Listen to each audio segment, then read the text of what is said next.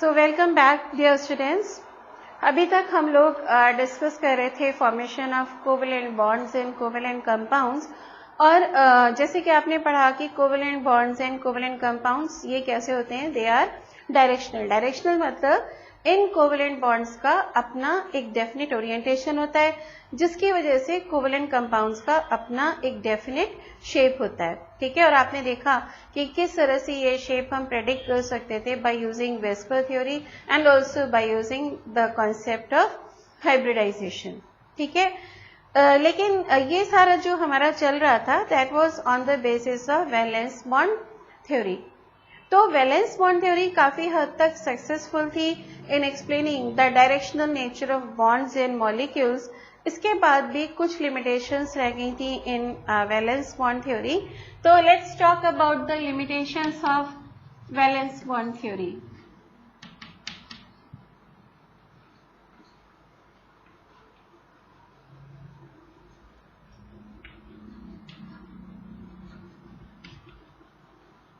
तो अगर हम वैलेंस बॉन्ड थ्योरी की लिमिटेशंस को कंसीडर करें तो आपको याद होना चाहिए कि वैलेंस बॉन्ड थ्योरी का मेन कॉन्सेप्ट क्या था। इस थ्योरी के अकॉर्डिंग ये कहा गया कि जो कंबाइनिंग एटम्स हैं उनके सिर्फ हाफ फिल्ड जो वैलेंस ऑर्बिटल्स होते हैं वो बॉन्डिंग में पार्टिसिपेट करते हैं, वो ओवरलैप कर जाते हैं। बाकी जो रिमेनिंग ऑर्बिटल्स हैं they remain unaffected. It looks to be a very impossible kind of thing कि किसी भी एटम के वैलेंस ऑर्बिटल एक बॉन्डिंग जैसे नए फिनोमेना में, एक बॉन्डिंग जैसे इतने इंपॉर्टेंट फिनोमेना में पार्टिसिपेट कर रहे हैं। इस बॉन्डिंग के रिजल्टेंट जो बनने वाला मॉलिक्यूल है उस मॉलिक्यूल की प्रॉपर्टी अपने कंबाइनिंग एटम्स की प्रॉपर्टी से बिल्कुल डिफरेंट होती है। और यहाँ पर जो कॉन्स्टिट्यूएंट एटम्स हैं वो अपनी इंडिपेंडेंट आइडेंटिटी को लूज कर देते हैं। इतना सब कुछ होने के बाद हाउ इज इट पॉसिबल कि अदर देन वैलेंस ऑर्बिटल जो रिमेनिंग ऑर्बिटल्स हैं वो अपनी आइडेंटिटी को मेंटेन रखते हैं। ठीक है, सो सबसे बड़ी limitation that how is the identity of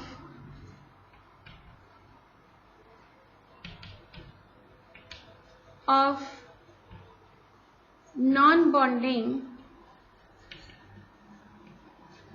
atomic orbitals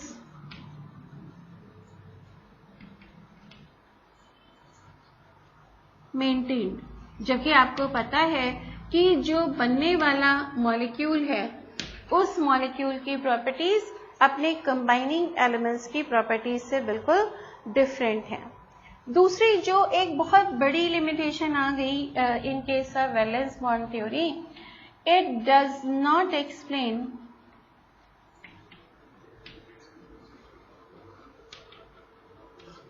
the existence of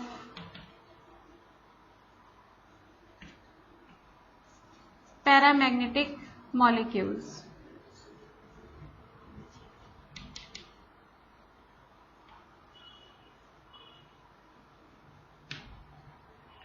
तो इन आवर अर्लियर चैप्टर्स आप पढ़ चुके थे कि वो स्पीशीज जिनमें अनपेयर्ड इलेक्ट्रॉन्स होती हैं दे आर पैरामैग्नेटिक, और जहां पर सारे इलेक्ट्रॉन्स पेयर्ड होते हैं दे आर डायमैग्नेटिक।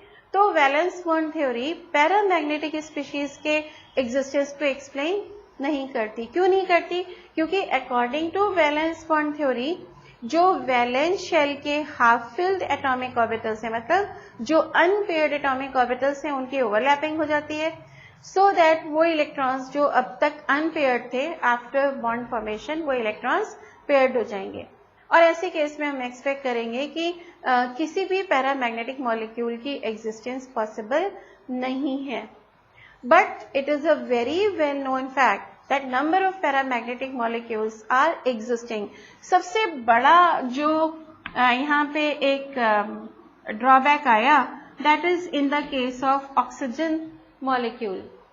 अगर हम वैलेंस बॉन्ड थ्योरी को कंसीडर करें तो according to valence bond theory आपको पता है ऑक्सीजन का आउटर मोस्ट कॉन्फ़िगरेशन क्या था? It is 2s2 and how much? 2p4। ठीक है। तो ऐसे केस में जब हम ऑक्सीजन मॉलिक्यूल के फॉर्मेशन की बात करेंगे तो वैलेंस बॉन्ड थ्योरी के अकॉर्डिंग क्या होना चाहिए, ऐसे ही दूसरा ऑक्सीजन एटम जिसके पास 2s2 and 2p4 कॉन्फ़िगरेशन। तो यहाँ पर आप देखिए कि जो s ऑर्बिटल्स हैं ये कम्प्लीटली फिल्ड हैं, तो इनके ओवरलैपिंग का कोई मतलब नहीं बनता। p ऑर्बिटल्स भी कम्प्लीटली फिल्ड हैं, they are not going to participate in overlapping. तो इन दैट केस ये जो इनके हाफ फिल्ड p ऑर्बिटल्स हैं ये ओवरलैप करेंगे, they will form the bond. और ऐसे केस में बिकॉज ऑफ ओवरलैपिंग जो एटॉमिक ऑर्बिटल्स थे जो अनपेयर्ड थे, now they will become paired.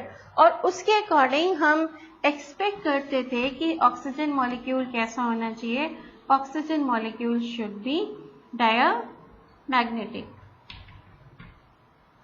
लेकिन it is a big wrong. जो प्रैक्टिकली ऑब्जर्व किया गया वो क्या है, that oxygen molecule is paramagnetic. तो valence bond theory oxygen molecule के पैरामैग्नेटिक बिहेवियर को एक्सप्लेन नहीं करती, ना तो ऑक्सीजन मॉलिक्यूल को। और अगर हम वैलेंस बॉन्ड थ्योरी को फॉलो करते हैं तो इस हिसाब से कोई भी जो मॉलिक्यूल है वो पैरामैग्नेटिक होना ही नहीं चाहिए था, क्योंकि वैलेंस बॉन्ड थ्योरी में फॉर्मेशन का मतलब कि अनपेयर्ड इलेक्ट्रॉन्स पेयर हो जाएंगे और सारे मॉलिक्यूल्स जो हैं दे शुड बी डायमैग्नेटिक, जो कि केस नहीं है। तीसरा एक और इम्पॉर्टेंट ड्रॉबैक जो वैलेंस बॉन्ड थ्योरी के केस में आता है, it does not explain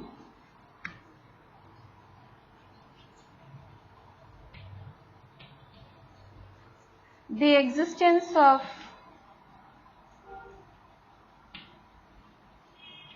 molecular ion like He2 positive. अगर हम वैलेंस बॉन्ड थ्योरी को देखें तो इसके अकॉर्डिंग हमें लगता है कि He2 पॉजिटिव आयन को बनाने के लिए एक हीलियम एटम और एक हीलियम आयन ओवरलैप करना चाहिए। अब आपको पता है कि हीलियम एटम के केस में अगेन द कंडीशन इज कि outer most configuration is 2s2। तो ये शेल, ये ऑर्बिटल जो ऑलरेडी कंप्लीटली फिल्ड है, ये क्यों किसी दूसरे हीलियम आयन के हाफ फिल्ड ऑर्बिटल के साथ ओवरलैप करेगा? और क्योंकि ये ओवरलैपिंग पॉसिबल नहीं है तो according to valence bond theory helium का जो मॉलिक्यूलर आयन है ये एग्जिस्ट नहीं कर सकता। But again practically helium molecular ion is found to exist और उसके एग्जिस्टेंस को ये वैलेंस बॉन्ड थ्योरी एक्सप्लेन नहीं करती। तो ये कुछ इंपॉर्टेंट पॉइंट्स थे where valence bond theory fails, जिन पॉइंट्स को वैलेंस बॉन्ड थ्योरी एक्सप्लेन नहीं कर पाई। और अब उस वैलेंस बॉन्ड थ्योरी की लिमिटेशंस को एक्सप्लेन करने के लिए, इनको ओवरकम करने के लिए जो अनदर थ्योरी दी गई, that is known as molecular orbital theory. So now we move towards molecular orbital theory.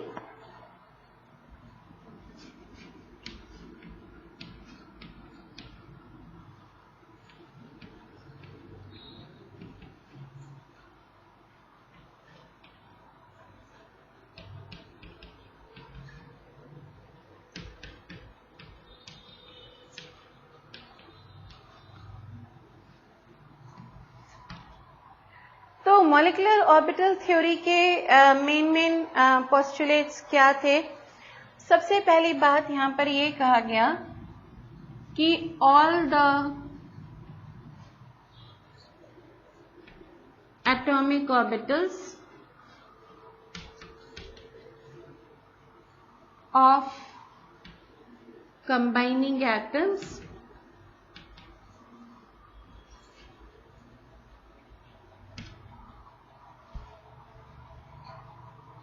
of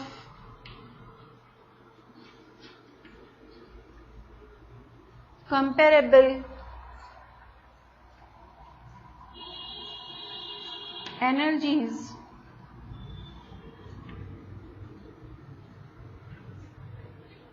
undergo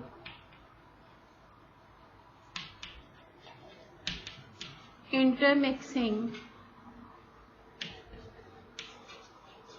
to form equal number of new molecular orbitals. तो जो पहला ही पॉइंट यहाँ पर है that is totally against the valence bond theory. Valence bond theory जहाँ पर आपको ये कहा गया था कि only half filled valence orbitals undergo overlapping, जबकि यहाँ पर ये कहा गया कि जो दो कंबाइनिंग एटम्स हैं उन कंबाइनिंग एटम्स के सारे ऑर्बिटल्स एक दूसरे के साथ इंटरमिक्स करते हैं, लेकिन ये जो कंबाइनिंग ऑर्बिटल्स हैं they should have comparable energies, like 1s की ओवरलैपिंग 1s के साथ, 2s की 2s के साथ, 2p की 2p के साथ एंड सो ऑन। ऐसा नहीं है कि 2p वाला जो है वो 3p के साथ कंबाइन कर जाएगा या 3s वाला जो है वो 1s के साथ कंबाइन कर जाएगा। इतने बड़े एनर्जी गैप्स में ये कंबाइनिंग पॉसिबल नहीं होती। एंड आफ्टर दिस कॉम्बिनेशन कुछ नए ऑर्बिटल्स का फॉर्मेशन होता है। जितने ऑर्बिटल्स कंबाइन कर रहे थे उतने ही नए ऑर्बिटल्स का फॉर्मेशन, एंड ये जो नए ऑर्बिटल्स बनते हैं these are known as molecular orbitals. जैसे एटॉमिक ऑर्बिटल्स को आपने डिफाइन किया था, the 3 dimensional region around the nucleus where the probability of finding the electron is maximum. अब मॉलिक्यूलर ऑर्बिटल क्या हो गया? The 3 dimensional region around the nuclei of the combining atoms in a molecule where probability of finding the electron is maximum। ठीक है, तो दूसरी बात क्या हो गई कि electron cloud of molecular orbital is more strongly held than electron cloud of atomic orbitals. Atomic orbitals का इलेक्ट्रॉन क्लाउड जिस स्ट्रेंथ से न्यूक्लियस के साथ बंधा होता है उससे कहीं ज्यादा स्ट्रेंथ से मॉलिक्यूलर ऑर्बिटल का इलेक्ट्रॉन क्लाउड हेल्ड होता है, और होना भी चाहिए क्योंकि मॉलिक्यूलर ऑर्बिटल का electron cloud is under the control of 2 nuclei, और जो एटॉमिक ऑर्बिटल का इलेक्ट्रॉन क्लाउड है it is under the control of only 1 nucleus. तो ऑब्वियसली जितने भी मॉलिक्यूलर ऑर्बिटल्स हैं ये अपने इलेक्ट्रॉन क्लाउड्स को ज्यादा स्ट्रांगली होल्ड करके रखेंगे as compare to atomic orbitals, right. So we can say another thing, out of all the molecular orbitals formed, half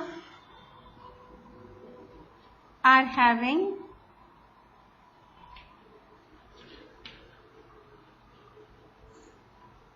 lower energy and called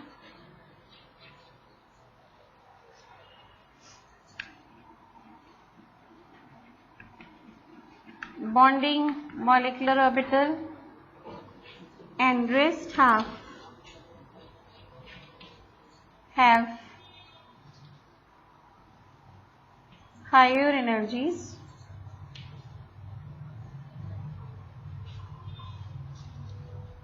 and called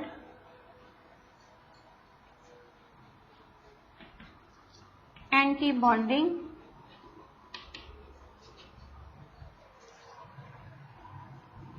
molecular orbitals, right.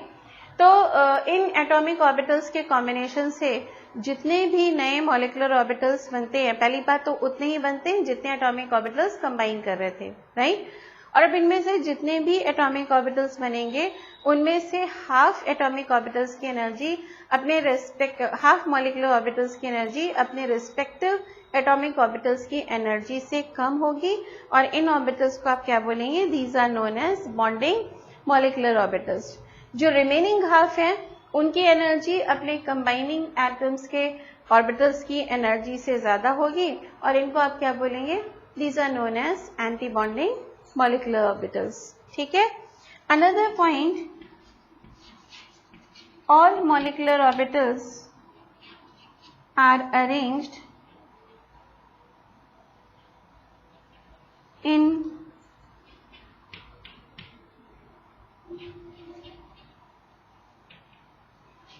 increasing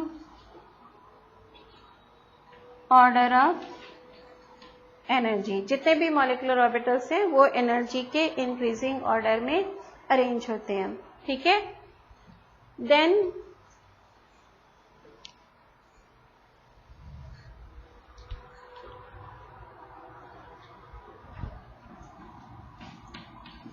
the electrons of combining atoms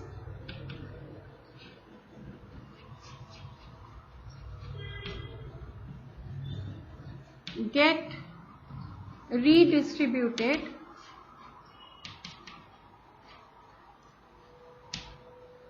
in molecular orbitals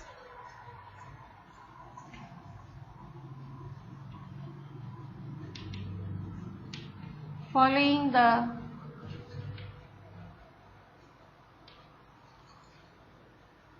same rules as electrons are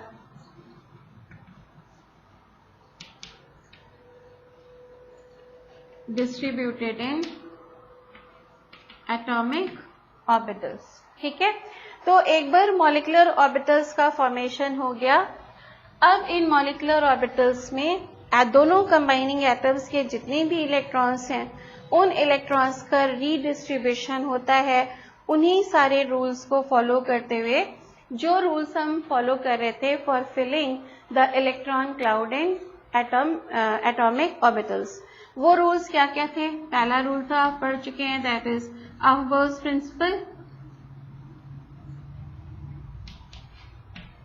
अहर्बर्ग principle क्या था? Yes, कि electrons की filling होती है in the increasing order of energies. पहले electrons lowest energy level को occupy करते हैं, then they go to higher energy level, then next to higher energy level and so on. दूसरा रूल जो आप फॉलो करते थे यहाँ पर वो क्या था? That was Hund's rule. Hund's rule of maximum multiplicity. ठीक है, इसमें ये कहा गया था कि एक ही एनर्जी लेवल के जो एटॉमिक ऑर्बिटल्स होते हैं पहले they are half filled and when they are half filled only then the pairing of electron occurs. ठीक है, तो same rule will be followed here. और जो third rule था that was Pauli's exclusion principle.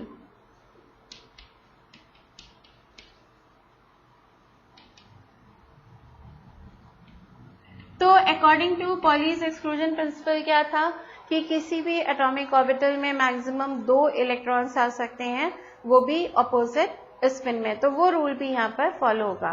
तो जब एटॉमिक ऑर्बिटल्स की molecular orbitals की फिलिंग होगी, सबसे पहले लोअर एनर्जी लेवल का ऑर्बिटल ऑक्यूपाई होगा, उसके बाद उससे नेक्स्ट हाई, उसके बाद उससे next high and so on. एक ही एनर्जी लेवल के अगर मॉलिक्यूलर ऑर्बिटल्स हैं तो पहले they will be half filled, only after that pairing of electron will occur. End of course her molecular orbital में मैक्सिमम 2 इलेक्ट्रॉन्स हो सकते हैं, वो भी ऑपोजिट स्पिन के साथ. ठीक है. And another thing, the molecular orbitals, जो bonding molecular orbitals हैं, are named as sigma, pi, delta, etc. But anti-bonding molecular orbitals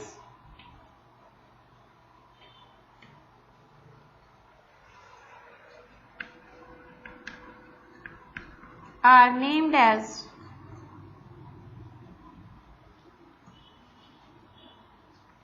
sigma star, pi star, delta star, etc. ठीक है, तो ये केस हो गया अबाउट द वेरियस कॉन्सेप्ट्स और various postulates of yes molecular orbital theory.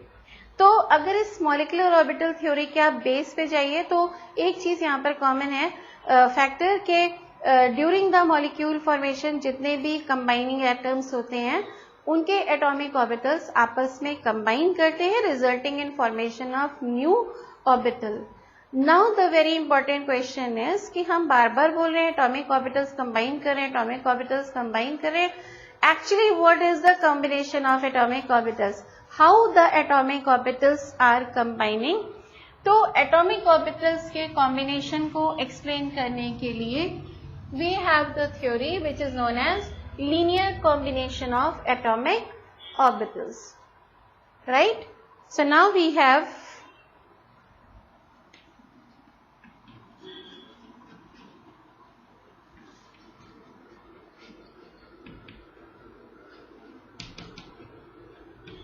linear combination of atomic orbitals, in short known as LCAO theory. तो atomic orbitals combine to form molecular orbitals according to the LCAO theory, linear combination of atomic orbitals. ठीक है, फिर से वापस जाते हैं हम लोग. व्हाट आर एटॉमिक ऑर्बिटल्स, ये क्या रिप्रेजेंट करते हैं? एटॉमिक ऑर्बिटल्स क्या है? These are nothing but these are the electron waves that are having their own wave functions, और जिन वेव फंक्शंस को हम एक्सप्रेस करते थे in terms of size. So suppose we have two atoms A and B that are going to combine to form a molecule. So the combining orbital of A is having its own electron wave. Let that electron wave be represented by psi A, and the other combining atom B is also having its own electron wave, and let the wave function of this electron wave be psi B. अब जब हम इन दो waves के combination की बात करते हैं तो the combination of waves occur in two ways. Either the two waves combine in phase, जिसको हम बोलते हैं इन phase combination. In phase combination का मतलब कि जो दो वेव्स जब कंबाइन करती हैं तो crest of one wave is combining with crest of another wave, trough of one wave is combining with trough of another wave. ऐसे केस में क्या होता है? ऐसे केस में जो इनके एम्पलीट्यूड्स हैं they get added up, so that जो अब नया मॉलिक्यूल की इलेक्ट्रॉन वेव बनी जिसको हम phi A से रिप्रेजेंट कर सकते थे, it is equal to what? It is equal to psi A and psi B. इसी तरह से अगर ये दो ऑर्बिटल्स कंबाइन करते हैं तो इनके कॉम्बिनेशन की दूसरी पॉसिबिलिटी क्या होती है? When these waves are combining out of phase. Out of phase का मतलब कि एक ऑर्बिटल का जो क्रेस्ट है वो दूसरे वेव के ट्रफ से कंबाइन कर रहा है, सो दैट ऐसे केस में their amplitudes get subtracted and now you have this kind of electron wave. अब जो बना से दैट इज ये पहले वाला phi था and now it is phi prime, और ये जो अब इसका एम्पलीट्यूड है वो किसके इक्वल हो गया? दैट इज से psi A minus psi B. अब आपको पता है कि जो psi A और psi B क्या है? These are the electron waves. ठीक है, और you can say the amplitude of electron waves. और ऑर्बिटल्स क्या होते हैं? Orbitals are the square of these amplitudes. तो ऐसे केस में जो मॉलिक्यूलर ऑर्बिटल बनेंगे वो एक क्या हो जाएगा? One of them is going to be phi square and another one is going to be phi prime square. तो जो phi स्क्वायर है वो किसके इक्वल होगा? It is the square of psi A plus psi B, जो किसके equal हो गया? Which is psi A square plus psi B square plus 2 psi A psi B. In the same way जो phi prime square की बात करें हम तो ये क्या हो जाता है? It is psi A minus psi B का होल स्क्वायर. ये क्या हो गया? It is psi A square plus psi B square minus 2 psi A psi B. Right? तो अब आप देख सकते हो जो नॉर्मली स्टूडेंट्स को कंफ्यूजन होता है ये वो कि इस केस में जब दो वेव्स ऐड हो रही हैं तो यहाँ पर ये टर्म ऐड हो रहा है, और जब ये सब्ट्रैक्ट हो रही हैं तो यहाँ ये टर्म सब्ट्रैक्ट हो रहा है. So this gives you a confusion कि जो बॉन्डिंग मॉलिक्यूलर ऑर्बिटल है उसकी एनर्जी ज्यादा है क्योंकि वहां पे तो 2 psi A psi B का फैक्टर ऐड हो रहा है, और जिसकी जो एंटी बॉन्डिंग मॉलिक्यूलर ऑर्बिटल है उसकी एनर्जी कम होनी चाहिए क्योंकि इसमें 2 psi A psi B का फैक्टर सब्ट्रैक्ट हो रहा है. लेकिन ऐसा नहीं होता, ये इनकी एनर्जीज को नहीं रिप्रेजेंट कर रहे हैं. They are representing the probability of finding the electron. तो इस केस में यहाँ पर क्या हो रहा है, यहाँ पर इलेक्ट्रॉन के मिलने की प्रोबेबिलिटी ज्यादा है by a factor of 2 psi A and psi B। यहाँ पर इलेक्ट्रॉन मिलने की प्रोबेबिलिटी कम है by the factor of 2 psi A psi B। तो ऑब्वियसली ऐसे केस में जहाँ पर इलेक्ट्रॉन के मिलने की प्रोबेबिलिटी ज्यादा हो गई, that will lead to formation of course low energy bonding molecular orbital.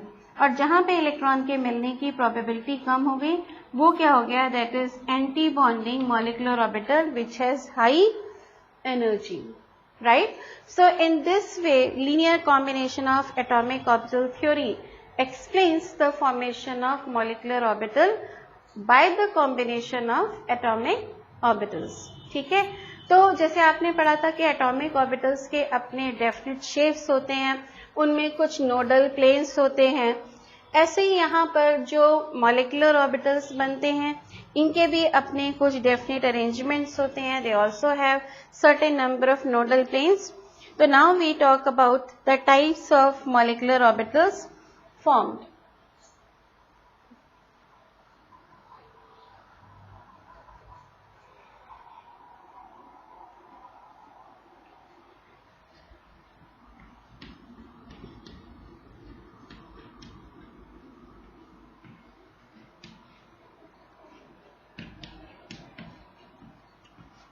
As the different types of atomic orbitals can combine, this may result in formation of different types of molecular orbitals। ठीक है, तो we will consider one by one।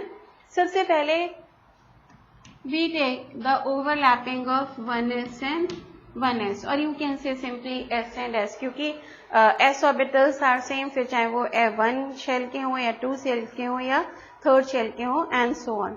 तो इस case में दो possibilities थी।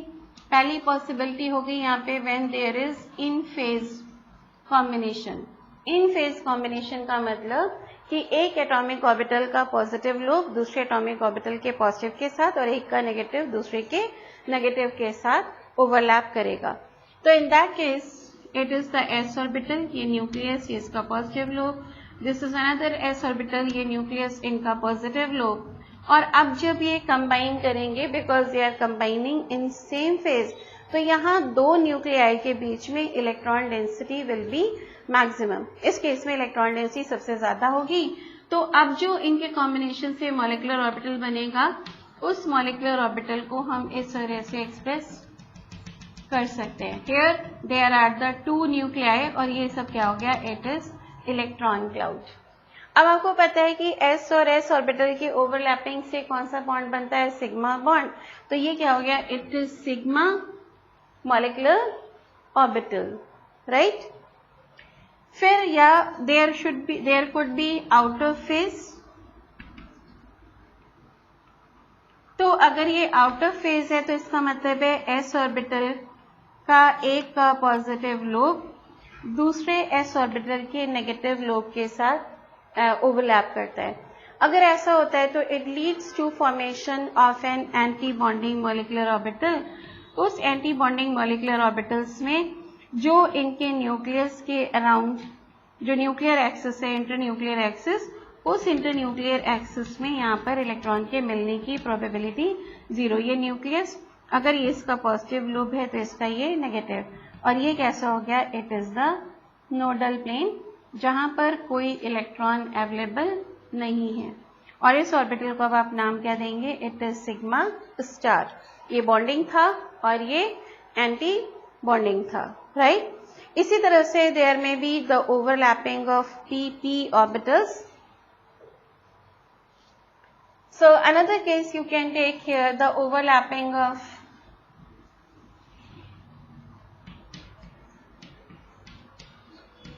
p orbitals. अब आपको पता है जब p सेफ शेल्स कंबाइन करते हैं तो एक तो उनकी जो मॉलिक्यूलर एक्सिस होती है z एक्सिस, तो pz ओवरलैप करते हैं to form the sigma bond, और px and py overlap to form pi bond.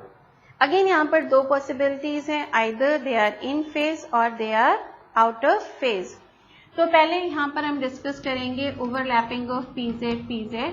इसका फर्स्ट केस हो गया in phase. when there is in phase overlapping. Say this is one p orbital, ये इसका positive और ये negative lobe.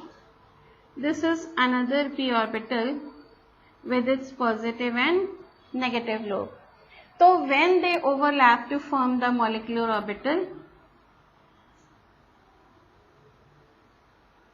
this is the shape of their molecular orbital. ठीक है, here negative, and in this case positive, and here the electron density is maximum. ठीक है, ये orbital जो बना, again it is pi bond, इनको हम बोलते थे sigma s and it is sigma star s, और अब ये क्या हो गया, it is सिग्मा pz. ठीक है, pz ऑर्बिटल्स की ओवरलैपिंग से बना है, so it is sigma pz. If these p orbitals overlap in outer phase, ये positive, ये negative, and here this negative, this positive, then ये combination कैसा हो रहा है, then it is an outer phase combination. और outer phase combination में जो molecular orbital बनेगा, that will be an anti-bonding molecular orbital. तो उस anti-bonding molecular orbital का shape like this. If this end is negative, then this end is positive. So here again, in this case, you have a you have a nodal plane. ठीक है, तो ये कौन सा हो गया, it is sigma star pz, क्योंकि ये pz orbitals के outer phase overlapping से बना है, तो it is sigma star pz. ठीक है, बाकी के जो बचे हैं px और py, ये इन फेज था, ये हो गया था कौन सा, out of phase. Third case हम ले सकते थे either overlapping of px and px और there is overlapping of py and py. ठीक है, फिर से यहाँ पर आपके पास दो possibilities, either there is in phase overlapping. In phase मतलब एक ये p orbital with positive and negative, ये दूसरा p orbital with positive and negative. जब इनकी ओवरलैपिंग होगी तो यहाँ पर आपको लेटरल ओवरलैपिंग के बाद इस तरह का इलेक्ट्रॉन क्लाउड मिलेगा above the internuclear axis and below the internuclear axis. ये पॉजिटिव, ये नेगेटिव, और अगेन आप यहाँ दे सकते हैं there is one nodal plane. ठीक है, तो ये अब क्या हो गया, इसको या तो आप बोलेंगे पाई px और it is pi py. Clear. और अगर ये p orbitals outer phase overlap करते हैं लेटरली,